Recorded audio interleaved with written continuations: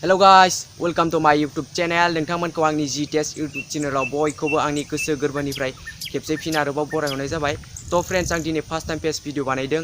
आंनि बे first time पेजनि video बानायनायाव आंनि बुंनाया माबाफोर गोरोन्थि जायोबा नोंथांमोना आंखौ निमाहा होगोन होननानै आं आसा खालामबाय। तो फ्रेंड्स दिनैनि भिडिअ बानायनायानो जाहैबाय जे एंड्रइड मबाइलनि HD भिडिअखौ माबोरै कीपैडनि मबाइलाव नायनो हायो बिनि बागै आं नोंथांमोननो स्टेप बाय स्टेप खोन्थालांगोन। नोंथांमोना भिडिअखौ नायलांबाय थाबानो जाबाय।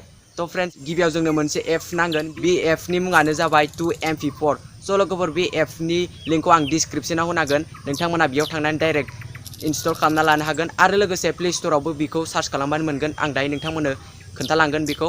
तो फ्रेंड्स नोंथांमोननि आं मोनसे रिक्वेस्ट खालामो, नोंथांमोना दासिमबो आंनि भिडिअखौ नायनानै लाइक खालामाखै अब्ला लाइक खालामदो आरो लोगोसे आंनि इउट्युब चेनेलखौ साबस्क्राइब खालाम।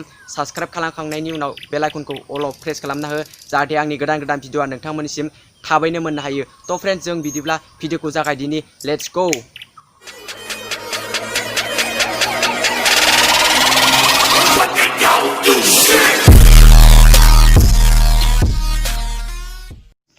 तो फ्रेंड्स गिबियावनो आं दा मबाइलनि स्क्रिनाव फैबाय। आं दा डाइरेक्ट प्ले स्ट'राव थांसै। प्ले स्ट'राव थांखांनायनि उनाव जों बेयाव सार्च खालामसै 2MP4।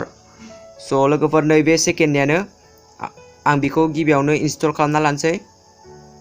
आं बे एप्सनि लिंकखौ आङो डिस्क्रिप्शनाव होगोन, नोंथांमोना डाउनलड खालामना लाबानो जाबाय डाइरेक्ट, आरो प्ले स्ट'रावबो मोनगोन बेखौ सार्च खालामबानो। आं गिबियावनो इनस्टल खालामना लागोनसै। फ्रेंड्स नोंथांमोना नायनो हागोन एप्सआ अलरेडि इनस्टल जाखांबाय। जों दा बेक खालामनानै अपेन खालामसै। फ्रेंड्स जों गिबियावनो एप्सआव क्लिक खालामसै। क्लिक खालामखांनायनि उनाव बिदि इन्टारफेस फैगोन। नैबे प्लास सिलेक्ट अप्शनाव बेयो क्लिक खालामना होदो। बिनि उनाव बेयाव फाइन्ड आदाराव फैदो। फाइन्ड आदाराव फैखांनायनि उनाव बेयाव फाइलाव फैदो। फाइलाव फैखांनायनि उनाव बेहाय नोंनाव जेसेबां भिडिअ बा फट' दं बेयाव श' खालामगोन। नोंथांमोना बेहाय जायखिजाया भिडिअ लादो। आंबो जायखिजाया मोनसे भिडिअ लानोसै।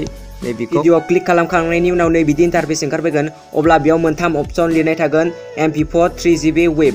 बे मोनथामनि गेजेराव जों बेहाय 3GBआव थुनसै। बिनि उनाव गाहायाव मोनसे लिरनाय दङ कनफार्म, बेयाव जोङो क्लिक खालामना होनसै। बिनि उनाव नै बेहाय नोंथांमोना बे भिडिअनि नामखौबो सोलायनो हायो एबा टाइटेलखौ। आं जेबो सोलाया, बेखौनो दोनगोन। डानाव थुनसै आङो।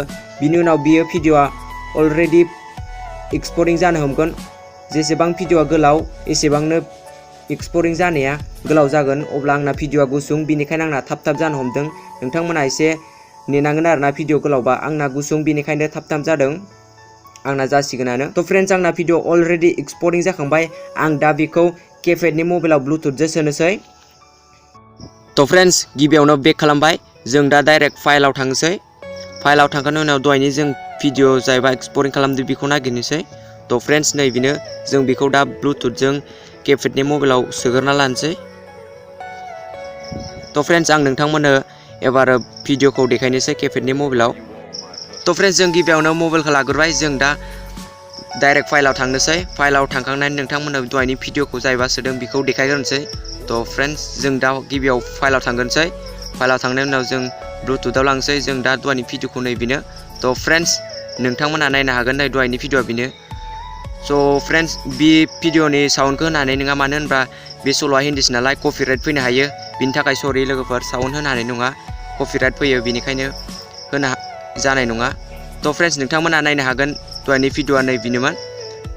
नोंथांमोना बेखौ फेक दासान, बियो रियेल लोगोफोर, 100% रियेल। आं बे आंनि इउट्युब चेनेलाव आङो जेबो फेक भिडिअ लाबोआ। आं बेयाव 100% रियेल भिडिअ लाबोगोन। नोंथांमोना जेबो फेक दासान। बेखौ नोंथांमोनाबो खालामनोबा एप्सखौ गिबियावनो डाउनलड खालामदो। बिदिनो आंनि बायदि स्टेप बाय स्टेप खालामलांदो, अब्लानो जागोन। तो फ्रेंड्स भिडिअखौ नायनानै एसेबाबो मोजां मोनबायब्ला गिबियावनो लाइक खालामदो आरो बिनि उनाव नोंथांमोना मोनसे कमेन्ट मोजां खालामदो आरो बिनि उनाव नोंथांमोननि लोगोफोरनो शेयार खालामना होदो जाहाथे बिसोरबो रोङो।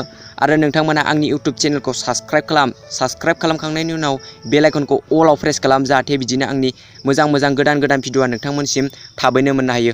तो फ्रेंड्स दिनैनि भिडिअआव बेखिनियानोसै। नेक्स्ट भिडिअआव थाबैनो लोगो मोनगोन। बाय बाय लोगोफोर।